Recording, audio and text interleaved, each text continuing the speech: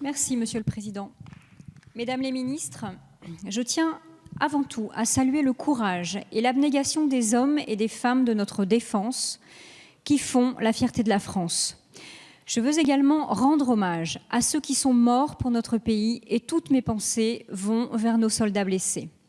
Dans ce combat pour la démocratie et la liberté, nous ne devons pas oublier les familles de nos militaires dont le sacrifice est immense. C'est pourquoi nous avons salué la mise en place d'un ambitieux plan famille dès fin 2017. Il vise à soutenir la cohésion des familles dont au moins l'un des parents est militaire et qui connaissent des contraintes importantes. Ce plan a pour objectif d'améliorer leur quotidien et de permettre une meilleure conciliation entre vie de famille et vie militaire en leur apportant le soutien que nous leur devons collectivement. En tant que rapporteur de la mission d'information sur l'adaptation de la politique familiale française aux défis du XXIe siècle, c'est un chantier qui me tient particulièrement à cœur. Au cœur de la politique familiale se trouve bien évidemment la garde des enfants, question d'autant plus pressante pour les familles de militaires soumises à l'absence opérationnelle et à la mobilité géographique. Sur cette question, axe 1 du plan famille, c'est sur cette question que je souhaite vous interroger. Madame la ministre, pouvez-vous faire un point d'étape sur l'objectif d'augmentation de 20% de l'offre défense pour les places en crèche ?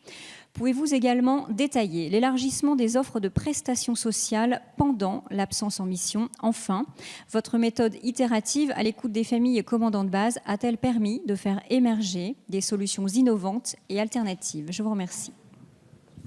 Merci, mes chers collègues. Madame la ministre, vous avez la parole. Ils ont 2 minutes aussi. Merci, Monsieur le Président.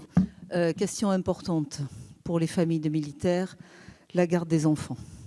C'est important pour toutes les familles, mais particulièrement pour eux, et notamment quand ils sont soumis aux suggestions et soumis à la mobilité aussi, comment trouver des solutions.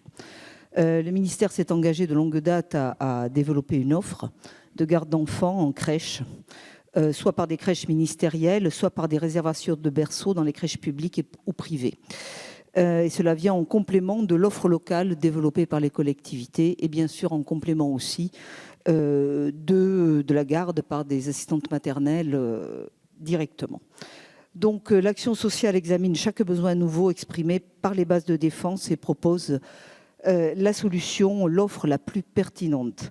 Et dans le cadre du plan famille, notre action dans le domaine a répondu à plusieurs axes et l'objectif était notamment d'augmenter de 20% l'offre défense pour les enfants de 0 à 3 ans, ce qui représente 400 berceaux supplémentaires sur la période du plan.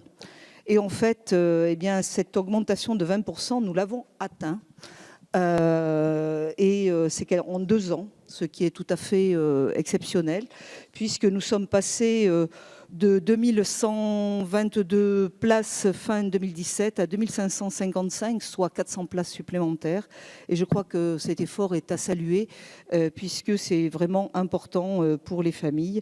Et actuellement, nous avons des conventions également avec des assistantes maternelles à hauteur de 3154 conventions qui sont signées. Et je crois que ces 2 éléments mis en perspective, font que les familles peuvent avoir des ressources.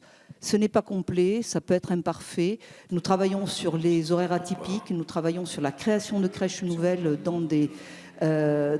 sur des emprises militaires, mais tout ça, je pense que les questions suivantes porteront aussi sur les crèches et nous pourrons y répondre de façon plus approfondie.